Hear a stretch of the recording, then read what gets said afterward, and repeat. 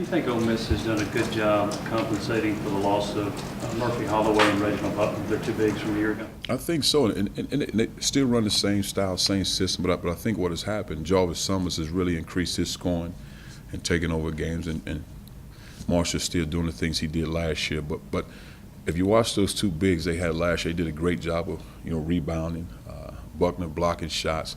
But the ones they have now, they're very similar because I was surprised when Marshall came in last year, the way those guys allowed Marshall to be the guy. And I thought that was impressive for two seniors that have been in the trenches for so long. They allowed him to come in and be the guy and take those shots. And it's the same thing now.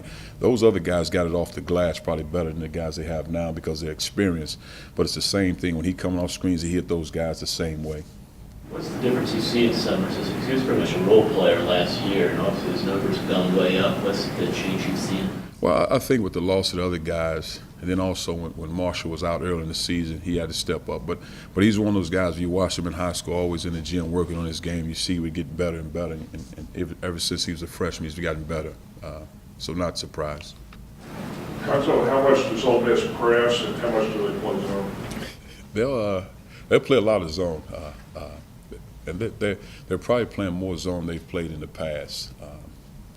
And they'll press. They'll do the 2-2-1 press. They'll try to trap at the half-court area and see if they get opportunities to get steals. In your experience, if your team doesn't play, say, press a lot or doesn't play zone a lot, is it hard to prepare for that in practice? Well, I think it's always an adjustment to prepare for something that you don't normally do.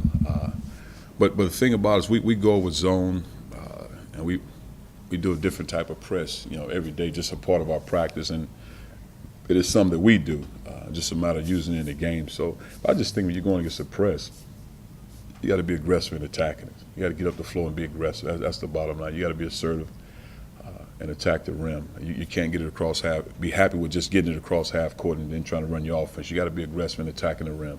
How do you make guys do that when it clearly just doesn't seem to be in their nature to do that? Maybe it's not a natural thing for them to just go attack the rim in that situation. Good question. I mean, we spend a lot of time working on it in practice, being aggressive, attacking off the dribble, making plays, ripping and going. We spend a lot of time with it. And I just think it takes time and confidence.